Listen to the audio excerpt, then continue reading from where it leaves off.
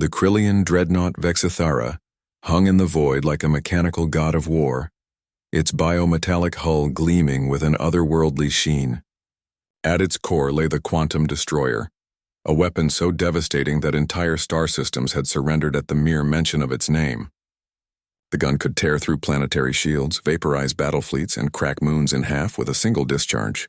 Admiral Zexkar stood on the command bridge, his 4 eyes scanning the tactical display with satisfaction. The human colony of New Terra hung before them like a ripe fruit, defenseless and trembling. This would be the demonstration that would finally break humanity's stubborn resistance to Krillian rule. "Admiral," his tactical officer hissed, mandibles clicking nervously. "The humans are responding to our hail." On the main viewer, a weathered human face appeared. The man looked to be in his 50s with graying hair and oil-stained coveralls. Behind him, what appeared to be a cluttered workshop was visible, complete with hanging tools and scattered mechanical parts.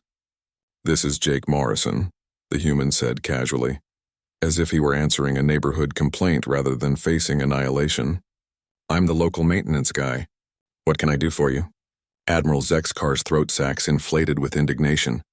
"Human! I am Admiral Zexkar of the Krillian Empire. You face the mighty dreadnought Vexithara and its quantum destroyer.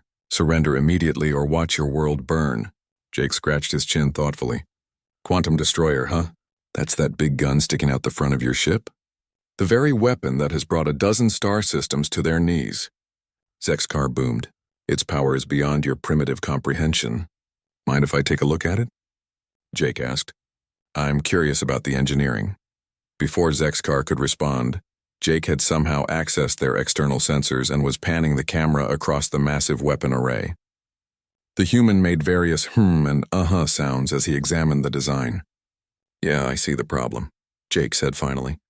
"Problem?" Zexkar's voice cracked slightly. "There is no problem. The quantum destroyer is perfect Krillian engineering." "Well, see, that's where you're wrong," Jake said, pulling up a holographic interface that somehow interfaced with their ship's systems. "Your main issue is thermal dissipation. You've got all this quantum energy building up, but you're venting the excess heat through these little exhaust ports here, and here."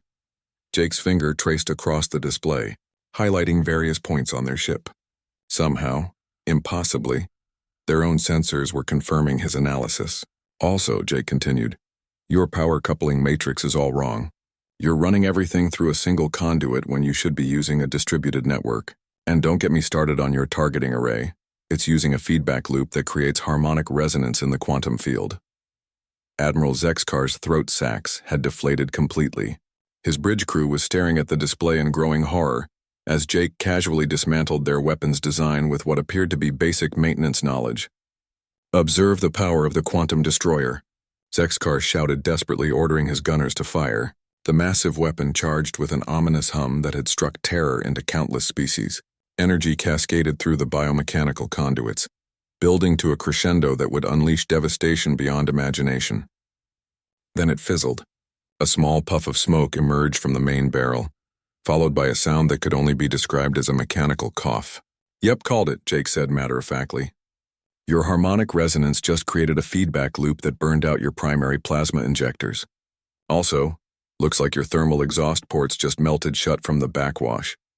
On the Krillian bridge, emergency lights were flashing as systems began failing throughout the ship.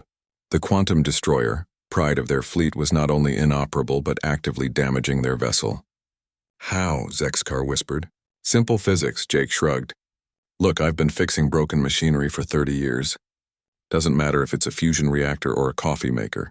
Engineering is engineering. And you guys built yourselves a real piece of junk."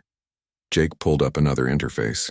"Now, if you want to fix this mess, you're going to need to completely rebuild your power distribution network, install proper thermal regulation, and redesign your quantum containment system.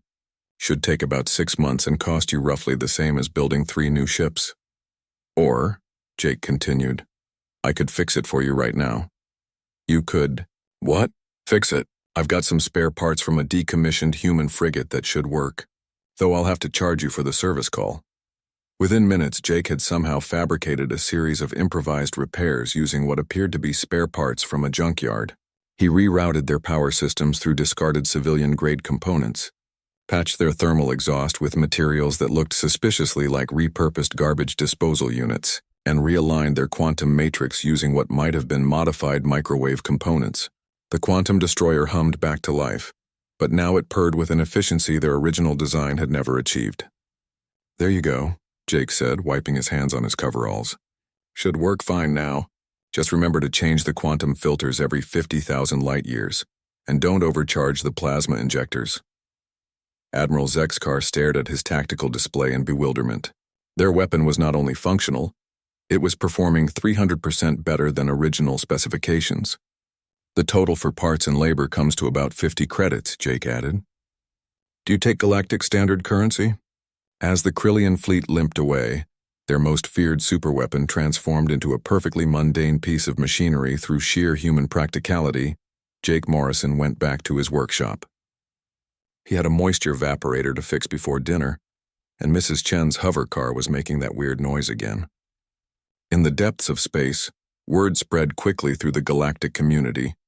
Humanity had defeated the quantum destroyer not through superior firepower or advanced technology, but by treating it like a broken appliance in need of repair. It was, species across the galaxy agreed, the most human thing imaginable.